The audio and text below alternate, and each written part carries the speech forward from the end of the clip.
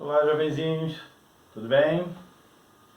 Estamos nós aqui em Química Orgânica para a gente poder falar da última parte de isomeria. Nós já falamos de isomeria plana, isomeria geométrica, cis-trans, EZ, e hoje nós vamos falar de isomeria óptica.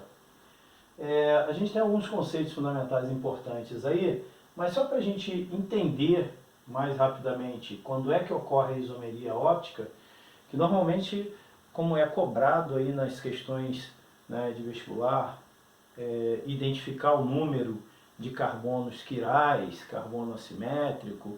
Então esse entendimento que a gente vai fazer agora e que se refere à condição de existência da isomeria óptica. Então de cara a gente tem aqui, condição de existência.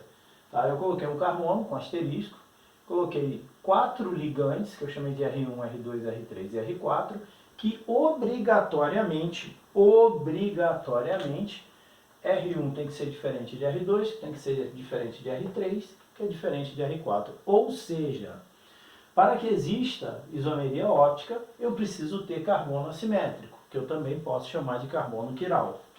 Então, este átomo de carbono, que é o átomo de carbono quiral, ele tem que ter 4 ligantes diferentes, tá? Então, se eu não tiver numa estrutura, seja ela uma cadeia aberta ou uma cadeia fechada, 4 ligantes diferentes, eu não tenho como ter isomeria óptica, tá? Então, condição de existência é ter carbono assimétrico ou carbono quiral na estrutura. Aqui eu coloquei alguns exemplos, a gente vai trabalhar esses exemplos, mas isso também serve para cadeia fechada, tá? Importante lembrar, são 4 ligantes diferentes. Eu não falei 2 ligantes diferentes ou 3 ligantes diferentes. Eu falei 4 ligantes diferentes.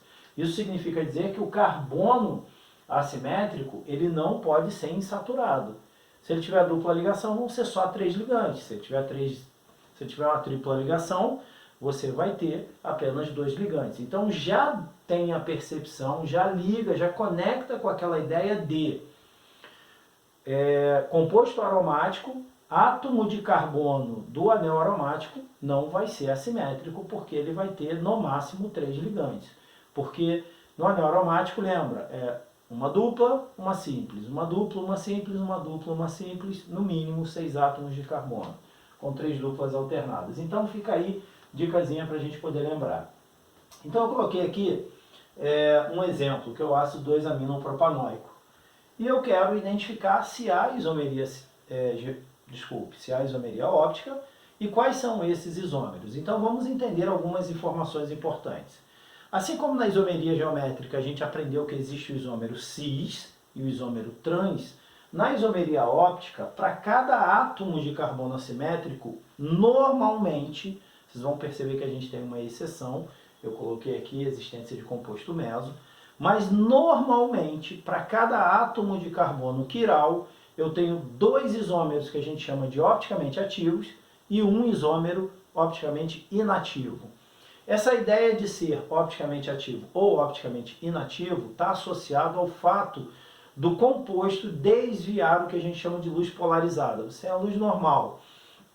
Ela é formada por uma onda elétrica, uma onda magnética. Existe um eixo de rotação. Quando você faz essa luz passar por um polarizador, ele vai acabar com essa propagação da onda, inclusive no sentido de essa rotação, né, que ocorre no eixo da onda eletromagnética. Então a luz normal, luz branca normal, se torna polarizada. E quando essa luz polarizada atinge um isômero óptico, se ele for opticamente ativo, ao ser atingido, ele pode causar um desvio para a direita, que nós chamamos de isômero dextrógeno, ou para a esquerda, que nós chamamos de isômero levógeno. Dextrógeno ou dextrogiro, levógeno ou levogiro. A diferença entre os dois é simplesmente para onde que ele está desviando. Desvio positivo para a direita, dextrógeno. Desvio negativo para a esquerda, levógeno. No mesmo ângulo, tá? Os isômeros ópticos, né, que a gente costuma dizer que um é imagem especular do outro, eles vão desviar no mesmo ângulo, um para cada lado. E eu tenho um terceiro isômero, que é a junção do isômero dextrógeno com o isômero levógeno. A junção desses 2 isômeros, 50% de cada um, vai me dar o que eu chamo de mistura racêmica. O que é a mistura racêmica? É justamente a junção desses dois isômeros opticamente ativos. Então, enquanto eu tenho metade do isômero tentando desviar a luz polarizada para a direita num determinado ângulo, eu tenho outro isômero tentando desviar para a esquerda no mesmo ângulo. Então, um compensa o outro externamente, porque são, né, estamos falando isômeros diferentes, né, nesse entendimento diferente, porque um desvia para a direita e outro para a esquerda, então eles se anulam, então não há desvio do plano da luz polarizada. Então, se não desvia o plano da luz polarizada, a gente diz que o isômero é opticamente inativo. Então, isso quer dizer opticamente inativo. E ativo quer dizer que ele desvia essa luz que atinge essa molécula, tá? Então, fica esse entendimento. Outra coisa, eu posso chamar de isômeros ópticos, antípodas ópticas, enantiomorfos, enantiômeros, estereoisômeros.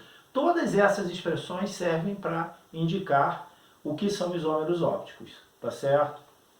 E esses isômeros, lembra, o dextrógeno, desvio positivo, que eu posso representar pela letra D, e o isômero levógeno, que é o desvio negativo, que eu posso representar pela letra L. A mistura racêmica, que é metade de cada um, eu posso representar pelas letras DL, tá certo?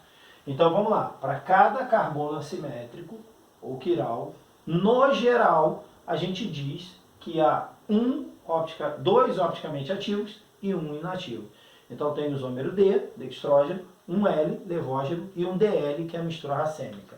Normalmente, salvo os casos de exceção. Tá?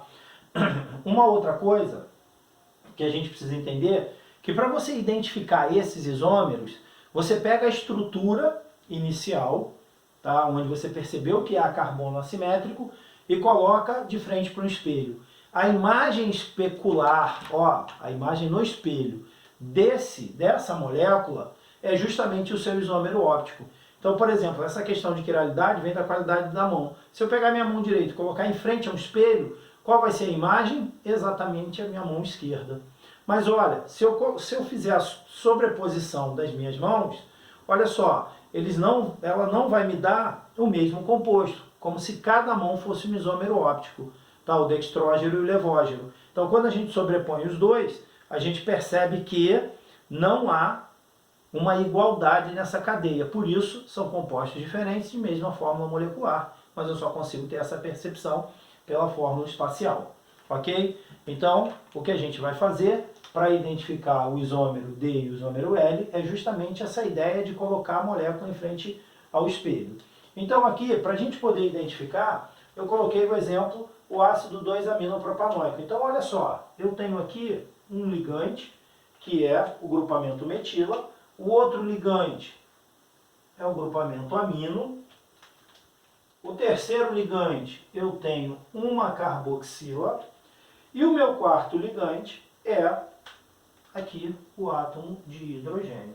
Então, repara, 4 ligantes diferentes, eu represento o meu carbono assimétrico com um asterisco. É muito comum a gente fazer isso. Então, está aqui um asterisco, um carbono assimétrico. Então, eu sei que eu vou ter um isômero D, um isômero L e um DL, que é a mistura racêmica. Como é que eu identifico?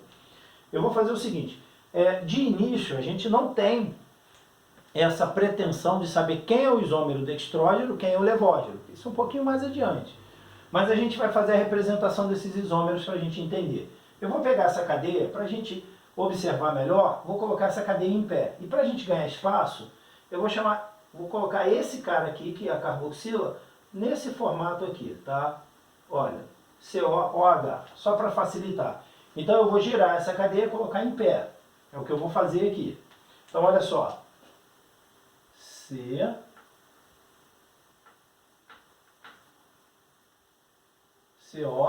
COOH. Olha, coloquei ela para cima. Poderia ter sido invertido também, o CH3 para cima. Aí aqui ela está ligada ao meu carbono assimétrico. Um ligante é o NH2, tá? Um ligante é o NH2. O outro ligante é o hidrogênio. E aqui eu tenho o meu quarto ligante, que é o CH3. Como é que eu faço para achar o isômero? Porque eu sei que é a isomeria óptica.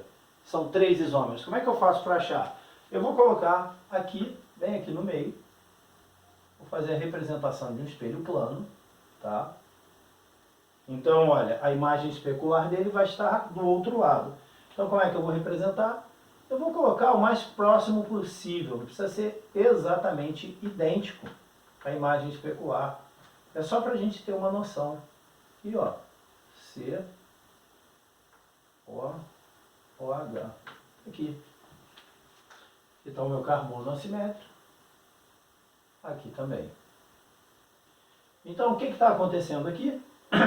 Eu tenho um isômero D, um isômero L, um é o dextrógeno, o outro é o levógeno, tá? Um é o dextrógeno, o outro é o levógeno, e a junção dos dois, tá? A junção dos dois vai me dar a mistura racêmica, que eu vou chamar de DL. Então, um é o isômero D, o outro é o isômero L, que nesse caso, né, não tem necessidade da gente identificar. Se eu for considerar aqui, né, a minha rotação está sendo no sentido, né, de ligante menos complexo para o mais complexo, está indo nesse sentido aqui, no sentido horário, então seria o dextrógeno, aqui no sentido anti-horário seria o levógeno, então a junção dos dois é o DL. Então um dextrógeno, um levógeno e uma mistura racêmica, tá certo? Então repara, um carbono assimétrico, dois isômeros opticamente ativos, um isômero opticamente inativo.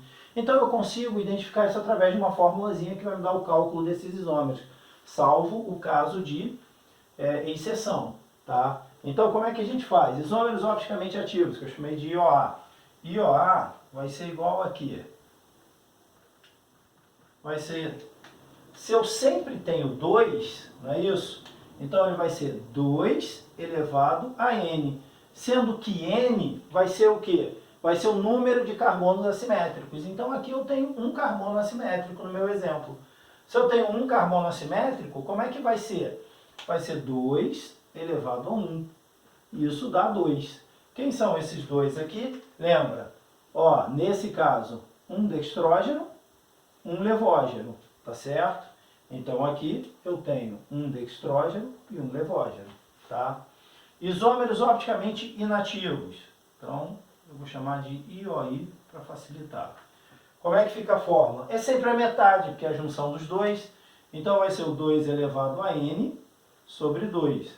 Ou seja, nesse caso vai ser 2 sobre 2, que dá 1. E aí quem que é o isômero? É o DL, que é a mistura racêmica. Tá? Lembra que eu chamo de mistura racêmica. Tá? Então tá aqui. 2 isômeros opticamente ativos, dextrógeno, levógeno, um isômero opticamente inativo por compensação externa. Por que externa? Porque são duas moléculas, uma anula o desvio, o ângulo de desvio do outro. Tá? Coloquei um outro exemplo aqui para a gente identificar os carbonos assimétricos. E aqui eu percebo o seguinte, olha, aqui eu só tenho 3 ligantes. Né? Nesse outro aqui, eu tenho um ligante a tudo isso aqui que está à direita, o outro tudo que está à esquerda, o CH3 e o outro aqui é o hidrogênio. Então, esse carbono é assimétrico. Aqui é a mesma coisa, um ligante está aqui, CH3, o outro é isso tudo, o outro está tudo que está aqui à direita e o outro aqui é o hidrogênio. Então, esse aqui também é assimétrico. Aqui, teoricamente, o aluno geralmente acaba se enrolando nesse caso. Ele acha que esse aqui também é simétrico, seguindo a mesma ordem, mas ele esquece de observar que este ligante aqui é igual a esse. Ambos são CH3. Então esses caras são iguais. Se eles são iguais, esse carbono não é assimétrico. Então como é que eu faço aqui para identificar o número de opticamente ativos, o número de opticamente inativos? Então olha, vamos lá. IOA vai ser o quê? 2 elevado a N. N aqui, lembra, é o número de carbonos assimétricos. Eu tenho 2. Então, 2 elevado a 2, que dá 4. Isômeros opticamente inativos. É sempre a metade. Então, vai ser 4 sobre 2, que dá 2. Lembra? Sempre a metade, salvo, como eu falei, as exceções. Quais são os isômeros aqui? O D, o L, um D', que é um dextrógeno diferente do primeiro, e um L', que é um levógeno diferente do primeiro. Então tá aqui, esses caras são os isômeros opticamente ativos. Quem são os inativos? O D com L vai formar o DL, que é a primeira mistura racêmica. E o D' com L' vai formar a segunda mistura racêmica, que é o D'L'. Então, tá aí os meus 6 isômeros ópticos. Então, se ele pede qual é o número total de isômeros ópticos, então você acha o ativo, o inativo é a metade, né? Soma os dois, você tem todos os seus isômeros ópticos, tá certo? Eu posso mostrar para vocês como é que a gente acha esses 4 isômeros. Vou pegar essa mesma estrutura, vou representar aqui para a gente poder identificar. Então, olha só, como é que eu vou fazer? Vamos lá. Eu vou pegar isso aqui e vou colocar como se fosse COH, ou CHO. Então, vou colocar a estrutura aqui, ó, CHO, que está ligado a um carbono. Esse carbono tem aqui, ó, um CH3 de um lado, um hidrogênio do outro. Aqui, outro carbono, a mesma coisa. Para um lado CH3, para o outro hidrogênio. Ah, professor, eu coloquei invertido. Não tem problema. Ligado aqui a um CH, ó, CH, vou colocar aqui, ó, CH2, tá certo? Ah, não, desculpe. Aqui eu tenho, ele está ligado aqui a um hidrogênio, vou colocar aqui, um CH3 e o último CH3 aqui embaixo. Mas lembra que esse aqui não é assimétrico. Lembra que assimétrico são só esses 2 átomos de carbono aqui. Os outros, quer dizer, não são. Aqui tudo ligantes iguais, levei em consideração. Aqui 3 ligantes, também não. Então eu vou colocar o meu espelho, tá? Foi o que eu falei, coloco um espelhozinho. E vou fazer aqui a determinação do meu outro isômero. Então, ó, OH, H3C, hidrogênio. Mesma coisa, vou seguir. É a imagem especular. É a imagem no espelho. Lembra que se eu sobrepor esses compostos, eu vou descobrir que eles não são iguais. Embora pareça que a cadeia está simplesmente virada, mas eles não são iguais, tá? Deixar isso bem claro. Então aqui eu tenho um D, um L e um DL. Agora, como é que eu faço para achar os outros 2 isômeros? Que eu representei como D' e L'. Basta eu virar um desses compostos, um desses ligantes. Então como é que vai ficar isso aqui? Ó, vou fazer desse jeito. CHO. Vou repetir o primeiro carbono, vou deixar aqui, ó, CH3 à direita, hidrogênio à esquerda. No segundo carbono eu vou inverter. Vou colocar hidrogênio à direita, CH3 à esquerda. E aqui, ó, CH3, H. Como é que eu faço para achar o outro isômero? Ó, o meu espelho plano. E aqui eu vou fazer o meu ligante. Então, quer dizer, a minha imagem especular. Ó, CH3, lembra que é o mais próximo possível. Aqui já é o hidrogênio. Esse aqui de baixo já não tem carbono assimétrico. Então esse aqui já não conta muito pra gente. H3. Então tá aqui. Um D', um L', a junção dos dois. O D' e L' que é a mistura racêmica. Tá aí. Os meus 4 isômeros opticamente ativos e de 2 em 2 inativos. Então aqui, ó, mistura dos dois vai me dar o quê? O DL. E aqui vai me dar D', L'. Então, observando 6 isômeros aqui. Lembrando que o L' não é a imagem especular do D'. Tá? O L não é a imagem especular do D'. Eles são de estereoisômeros. Um não é a imagem especular do outro. Então é mais um conceito importante aí para você saber. Tá? Agora, para a gente fechar, a parte de existência de composto meso. Isso vai acontecer, vocês vão perceber especificamente numa situação. Vocês vão ver inicialmente, macetezinho aí para ter essa percepção. Número par de átomos de carbono assimétrico, então número par de átomos de carbono assimétrico, em que todos os ligantes de um carbono assimétrico seja igual ao do outro. Então, observa só aqui, ó. Esse carbono aqui é assimétrico. Olha os ligantes dele, CH3. O outro também é assimétrico. Olha aqui, ó, também CH3. Aqui, ó, no carbono da direita, ele tem um OH. O outro também tem um OH. E aqui eu ainda tenho, olha, hidrogênio. Aqui também hidrogênio. E o restante, o que que vai ser? O restante vai ser isso aqui, ó. De um lado eu vou ter esse ligante, que é exatamente igual para o outro. Para o outro lado. Ó. Ou seja, os ligantes do carbono quiral da direita são exatamente iguais aos ligantes do carbono quiral da esquerda. Então isso é indicativo do composto meso. Logo, esta formulazinha não vai servir. Não vai funcionar. Muito cuidado com isso na hora de fazer as questões. Existência de composto meso, essa fórmula está furada. E aí a gente vai entender por quê. Vamos fazer a mesma ordem que a gente fez nos outros. Como é que fica? Olha só, vou colocar a cadeia aqui, ó, na vertical. Ó, CH, OH, aqui, CH, OH, CH3. Então esse aqui é um isômero, tá? Vou achar a imagem especular dele. Um vai ser o D, o outro vai ser o L. Então tá aqui. H3, ó, hidrogênio, OH, hidrogênio, OH, CH3. Tá aqui. Um é o D, o outro é o L, e aí eu tenho a junção dos dois, que vai me dar o DL, certo? Que é a mistura racêmica. Então um D, um L, um DL. Lembra o seguinte, cada um desses aqui tem um grau de desvio. Então olha, esses aqui são iguais, então vai dar o mesmo desvio para a esquerda. Aqui também o mesmo desvio para a direita. Como a hidroxila é mais complexa que o hidrogênio, ele vai dar um desvio maior. Então eu vou ter um desvio maior para um lado do que para o outro. Aqui eu tenho CH3 igual ao CH3 lá de cima.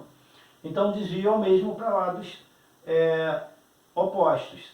Tá? Como é que eu tenho a identificação do composto meso? A gente vai perceber agora. Como é que eu faria para achar os outros dois ligantes? Eu iria inverter um dos dois, como eu fiz ali em cima. Então, como é que fica essa inversão? Olha, eu posso repetir o primeiro carbono ou o segundo. Então aqui, ó, hidrogênio, OH. Aqui eu vou inverter OH para um lado, hidrogênio para o outro, e aqui o CH3. Então, olha, aqui já dá para eu visualizar que isso vai ser um meso, que isso não vai me dar dois isômeros, um D, um L e uma mistura racêmica. Eu já consigo visualizar isso, vocês vão perceber já já, só um instantezinho. Então, ó, tá aqui, estou escrevendo o que seria a imagem especular, mas eu já percebo uma coisa. Como eu tenho ligantes iguais de um lado e do outro, o que vai acontecer? Eles vão se anular. Então, na verdade, eu não tenho aqui dois compostos diferentes. A imagem especular de um é exatamente igual ao outro. Por quê? Eu tenho um OH que está desviando por um lado e eu tenho o mesmo desvio em sentido oposto. Eu tenho hidrogênio por um lado, o mesmo hidrogênio em sentido oposto. Eu tenho CH3 de um lado, o mesmo desvio no sentido oposto. Então, na verdade, aqui eu não tenho um D', um L', tá? Isso daqui não existe. Esse composto, né, na verdade, não existe porque é o mesmo composto que eu escrevi aqui quando eu fiz essa inversão. Então, este cara aqui é que vai ser o meu chamado composto meso. E ele é inativo por compensação interna. Lembra que o DL é compensação externa, porque parte desvia para a direita, que é o dextrógeno, e a mesma quantidade desvia para a esquerda, que é o levógeno. Então, compensação externa, moléculas diferentes. Agora, aqui a compensação é interna. Uma parte do desvio é para a direita, outra parte do desvio igualmente para a esquerda. Então não há desvio, porque ele se anula dentro da própria molécula. Esse é o composto meso. Então, se eu for identificar isômeros, opticamente ativos, por isso que é exceção, não cabe aquela regrinha. Porque se eu fosse colocar nessa fórmula, seria 2 elevado a 2, que daria 4, né, como eu fiz aqui embaixo. Mas nesse caso, opticamente ativo, só o dextrógeno e o levógeno, só tenho 2. Olha, então, um D e um L, tá? E isômeros opticamente inativos, aí eu tenho 2.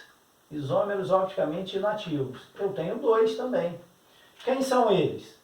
O DL, que é a mistura racêmica, e o composto meso.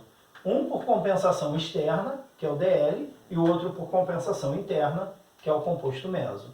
Então, essas são as possibilidades de isomeria óptica que eu posso ter, que eu preciso ficar bastante atento. Então, muito cuidado com essa situação aí, né, alguma questão que apareça esse composto meso aí, tá? Presta bastante atenção nas dicas que foram dadas e para fixar resolução de exercício. Valeu, pessoal, um abraço, fica com Deus, tudo de bom.